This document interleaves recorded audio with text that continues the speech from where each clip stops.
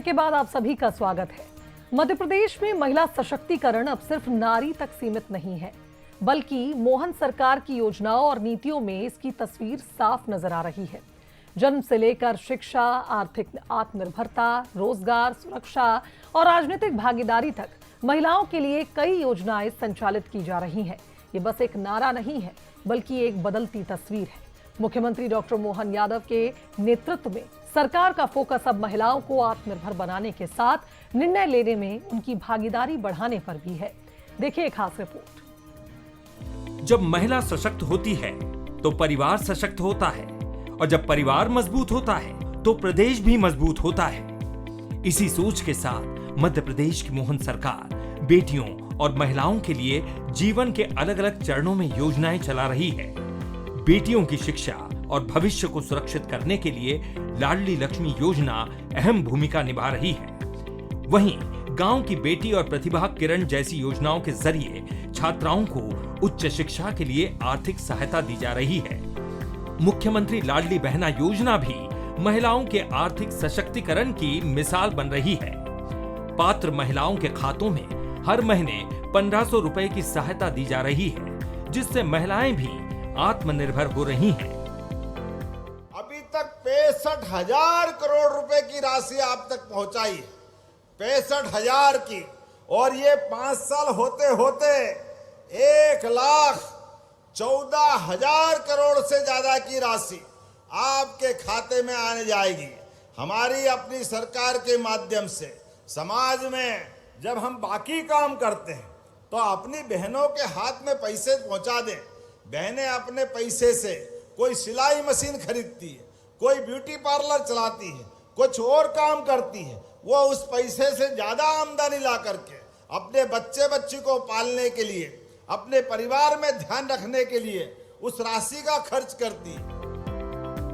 CM doctor Mohan Yadav महिलाओं को सिर्फ आर्थिक सहायता तक सीमित नहीं रखना चाहते, बल्कि उन्हें रोजगार और स्वरोजगार से जोड़ने पर भी जोर दे रहे हैं। राज्य ग्रामीण आजीविका मिशन के जरिए लाखों महिलाओं को स्वयं सहायता समूह से जोड़ा गया है। लखपति दीदी अभियान का लक्ष्य भी महिलाओं की वार्षिक आय को बढ़ाकर उन्हें आर्थिक रूप से आत्मनिर्भर बनाना है। महिलाओं की भागीदारी को रोजगार और राजनीति में भी बढ़ाया जा रहा है। स्थानीय नौकरियों में महिलाओं के लिए 35% आरक्षण है, तो पंचायत और स्थानीय निकायों में महिलाओं की 50% भागीदारी है। स्वयं सहायता समूह हो या लाडली बहना हो, हर एक प्रकार से बहनों की आय बढ़ा करके परिवार के लिए जो बन सके हमारी सरकार काम कर रही। अब तो हमने और निर्णय किया है, जिन सरकार के उद्योग धंधों में सब्सिडी दे रहे हैं, अब उसमें कोई महिला आधारित उद्योग लगाता है जो हमारी रोजगार के लिए हमारी बेरोजगार बहनों को मौका देगा। सरकार 5,000 रुपया महीना अपनी तरफ से देने के लिए तैयार रहेगी। कोई भी रोजगार बहने पाए तो 1,500 तो ये आपको मिलेंगे, लेकिन कारखाने में जाओगे 10,000, 12,000 जो भी मिलेगा उसमें 5,000 रुपया महीना हमारी सरकार के माध्यम से बहनों को देने का निर्णय किया। मोहन सरकार की मंशा महिलाओं को सिर्फ सुरक्षित माहौल देना ही नहीं, बल्कि उन्हें अपने फैसले खुद लेने की आजादी और बराबरी का अधिकार देना भी है।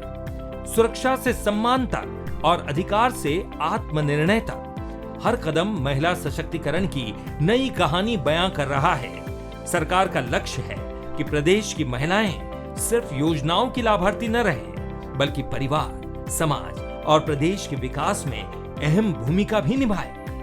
Bureau report, Bansal news.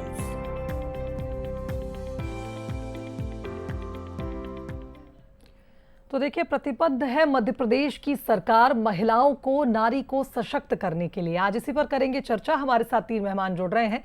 Executive editor Manoj Saini हमारे साथ चर्चा में जुड़ रहे हैं, हिमानी सिंह कांग्रेस प्रवक्ता हमारे साथ इस चर्चा में जुड़ रही हैं, और बीजेपी प्रवक्ता डॉक्टर वाणी आलूवालिया हमारे साथ इस चर्चा में जुड़ रही हैं। आप तीनों का स्वागत करती हूँ। सबसे पहले मनोज जी, आपके पास आना चाहूंगी। अभी आंकड़े पढ़ रही थी कि मोदी काल में केंद्र स्तर पर हमने देखा 23 योजनाएं महिला केंद्रित, और मध्य प्रदेश की सरकार, मोहन यादव की सरकार भी लगातार महिलाओं को सशक्त करने के लिए इन योजनाओं पर काम कर रही है, जो न सिर्फ एक मुश्त राशि आने पर महिलाओं को आर्थिक संबल देते हैं, बल्कि मानसिक रूप से भी उन्हें काफी निश्चिंत और आत्मनिर्भर बनाते हैं। तो भांजी, आधी आबादी को हमने देखा है किस स्थिति में हुआ करती थी, लेकिन निश्चित रूप से कुछ मामलों में खासकर महिलाओं को लेकर तो भारतीय जनता पार्टी की सरकारों ने बहुत बेहतर काम किया है। और मुख्यमंत्री डॉक्टर मोहन यादव आए तो आप समझिए उसके बाद 65,000 करोड़ तो सिर्फ लाडली बहना के खातों में अभी तक जा चुका है। उसके अलावा ऐसी तमाम तरह की योजनाएं हैं, जैसे सरकार ने अभी ये भी तय किया है कि जो महिला बेहतर तरीके से उद्योग में काम करती है तो उनको 5,000 रुपए देने की बात की गई अतिरिक्त। तो ये एक अपने आप में बड़ी बात हो जाती। और महिला वो जो घरों में काम किया करती थी, अलग अलग रोजगार के जरिए अपने जीवन यापन करती थी, लेकिन ऐसे में यदि लाडली बहना जैसी जो राशियां हैं वो उसको मिल जाती। सशक्तिकरण को लेकर भी बच्चों की पढ़ाई से लेकर खासकर हम महिला बच्चियों को देखें, युवतियों को देखें जो स्कूल या कॉलेजेस पे पढ़ रही, तो ऐसी योजनाएं तो बहुत है। और महिला सशक्तिकरण को लेकर मध्य प्रदेश की डॉक्टर मोहन यादव सरकार ने बहुत बेहतर काम भी किया है और उसके रिजल्ट भी दिखाई देते हैं। आप देखिए ना, जितने भी इलेक्शन हम देखेंगे तो आधी आबादी का बहुत सपोर्ट मिला है भारतीय जनता पार्टी की सरकार बनने में, और उसकी वजह भी यही है कि विश्वास बढ़ा है। लेकिन इस बीच में फिर कुछ चीजें ऐसी जरूर होती है जिसको लेकर कुछ सवाल भी सामने आते हैं, तो मुझे लगता है सरकार को उन पर भी काम करने की जरूरत है और सरकार कर भी रही है, और इसीलिए विपक्ष को भी मौका मिलता है कुछ जगह कहने का। लेकिन निश्चित रूप से हम ये कह सकते हैं कि महिला सशक्तिकरण को लेकर सरकार का जो निर्णय है या सरकार जिस तरह आगे बढ़ना चाहती है उससे महिलाएं भी खुश हैं। आज रक्षाबंधन का पावन पर्व है, आज भी मुख्यमंत्री पहुंचे हैं लोगों के बीच, महिलाओं के बीच में, और अपने भाव का इजहार भी किया। और उन्होंने कहा है कि महिला सशक्तिकरण को लेकर आगे भी कई तरह की योजनाएं उनके जहन में है अभी, और आगे वो दिखाई भी देगी। बिल्कुल, रक्षाबंधन पर 250 रुपए अतिरिक्त बहनों के खाते में गए हैं इस बार। हिमानी सिंह जी हमारे साथ मौजूद हैं कांग्रेस से। हिमानी जी, राजनीतिक विचार आपके भिन्न हो सकते हैं, आप कांग्रेस से हैं, भारतीय जनता पार्टी की योजना है, लेकिन एक महिला के तौर पर आप इन योजनाओं को कैसे देखती हैं और कौन से वो खामियां हैं, कमियां हैं या कहीं पर अनियमितता हैं जिस पर आप ध्यान केंद्रित करना चाहती हैं बीजेपी का? देखिए, आपने बिल्कुल सही सवाल पूछा कि अगर महिला होने के नाते आप मुझसे पूछ रही हैं, ठीक है, मैं थोड़ी देर के लिए भूल जाती हूँ कि मैं कांग्रेस की प्रवक्ता हूँ, तो भी मैं काफी समय से सोच रही थी कि मुख्यमंत्री जी ने, मैंने ये पैटर्न देखा है मुख्यमंत्री जी का कि जब भी जिस तरह की समस्या से वो घिरते हैं या जिस तरह की चीजों पे बैकफुट पे आते हैं, उससे रिलेटेड कोई भाषण देकर या ऐसी कोई सनसनी फैलाकर उस पर अपना खुद का बचाव करने का प्रयास करते हैं। अभी कर्नल सोफिया कुरैशी, वो भी महिला ही हैं, हमारे देश का गौरव है, सम्मान है, उसके बारे में जिस तरह कैबिनेट का निर्णय लिया गया, जिस तरह चीनी के दाम बढ़े, जिस तरह से महंगाई बढ़ रही है, सोने चांदी के रेट, तो आप सोच लीजिए कि सोने की चीजें तो क्या, आप चांदी की चीजें खरीदना भी महिलाओं के लिए मुश्किल काम हो गया है। उसके ऊपर त्योहार के ऊपर सोने पे सुहागा कि सीधे लगभग डबल रेट कर दिए गए, 40 से 70 रुपए चीनी पहुंचा दी गई। तो इस तरह की कोई घोषणा करना, क्या निर्णय लेने का अधिकार सोफिया कुरैशी के हाथ में हो या आपके और हमारे हाथ में हो? तो जो कैबिनेट ने निर्णय लिया है वही लेंगे। अगर मुख्यमंत्री चाहते हैं कि हम महिलाएं अपने निर्णय खुद लें, तो आप बताइए मुझे, ठीक है, आपने मुझसे पूछा, मैं महिला हूँ, आप भी महिला हैं, जो कर्नल सोफिया कुरैशी के पक्ष में सरकार ने कैबिनेट का जो निर्णय लिया, क्या आप और मैं उस हिमानी जी इस पर निश्चित तौर पर हम चर्चा करेंगे जब मुद्दा हमारा ये रहे। मैंने लाडली लक्ष्मी योजना, लाडली बहना योजना पर आपका विचार इसलिए मांगा है क्योंकि आज चर्चा का विषय ही वही था, इसलिए मैंने चाहा कि एक महिला के तौर पर जरा आप इस पर भी, अगर इस योजना में कोई कमी हो तो जरूर आप बताएं ताकि डॉक्टर वाणी उसे सुन सके। जब आपने मुझसे शुरुआत की कि मैं महिला होने के नाते बताऊं, तो फिर मैं महिला होने के नाते ही बताऊंगी। आप कांग्रेस प्रवक्ता की भूमिका से मुझे अलग रखना चाहती हैं तो मेरी भावनाएं भी आपको समझनी पड़ेंगी। और जो भी चीजें आपने बोली मैं उनसे कनेक्ट करके ही बताया आपको कि मेरा खुद का निर्णय लेने का अधिकार ये सिर्फ एक झूठा धोखा है। बिल्कुल कोई भी नहीं चाहता कि महिलाएं अपने निर्णय खुद लें। अगर महिलाएं अपने निर्णय खुद लेने लगेंगी तो इस रोज दिन में एक दिन में 18 महिलाओं से संबंधित सिर्फ केस दर्ज होते हैं, जो केस दर्ज नहीं होते उनकी गिनती तो मैं आपको बता भी नहीं सकती हूँ, तो वो नहीं होंगे।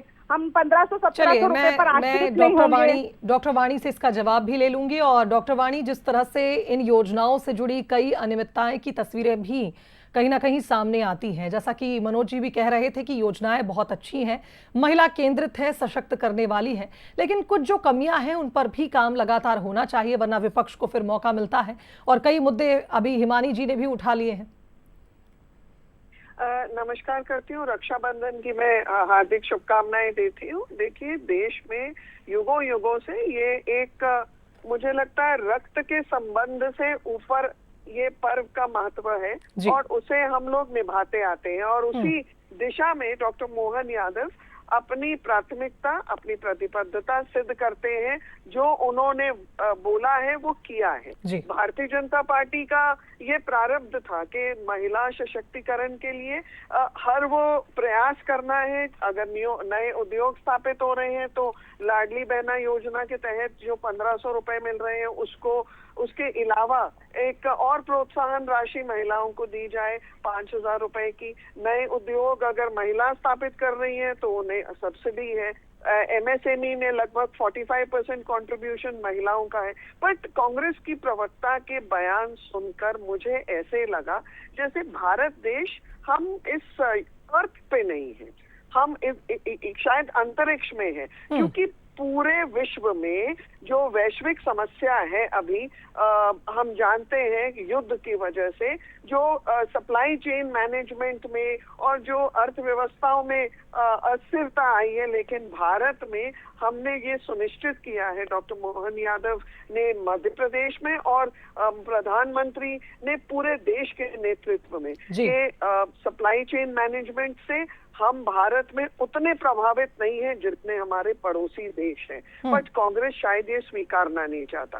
कांग्रेस की जो वक्तव्य रहते हैं वो हर प्रदेश में हर मुद्दे पे अलग रहते हैं। अगर वो स्टूडेंट्स यानी छात्रों के साथ दिल्ली में फोटो खिंचवा रहे हैं तो झारखंड में वहां पीट रहे हैं, और दक्षिण भारत में खड़गे जी ये कहते हैं कि पहले मार खाओ फिर अनशन पे बैठो, उसके बाद हम सोचेंगे क्या निर्णय लेना है। ये इनका दोहरा चेहरा, दोहरी नीतियां हैं और इसी के कारण मुझे लगता है राजनीतिक रोटियां सेकने का लेकिन भारतीय समाज में जिस तरह से बड़ी चुनौती रहती है, बेटी के जन्म से ही जिस तरह से नकारात्मकता कई घरों में सामने आती है कि अरे बेटी पैदा हो गई है, जिम्मेदारी एक एक सीढ़ी चढ़ी है, एक एक योजनाएं आपकी पार्टी या कहें भारतीय जनता पार्टी ने लाई हैं, जिसमें हमने लाडली बहना भी देखी, लाडली लक्ष्मी भी देखी, हमने वृद्धा पेंशन भी देखी। तो निश्चित तौर पर महिलाओं को सशक्त करने के लिए तमाम योजनाएं आपकी सरकार चला रही है और उम्मीद यही की जा सकती है कि ज्यादा से ज्यादा महिलाओं को, बच्चियों को, बेटियों को इनका लाभ मिले ताकि नारी सशक्त भी हो और आत्मनिर्भर भी बने। बहुत शुक्रिया आप तीनों मेहमानों का हमारे साथ इस चर्चा में जुड़ने के लिए, हिमानी जी, डॉक्टर वाणी जी और मनोज जी। और इसी के साथ हमारे बुलेटिन में फिलहाल इतना ही। मुझे दीजिए इजाजत। देखते रहिए बंसल न्यूज। नमस्कार।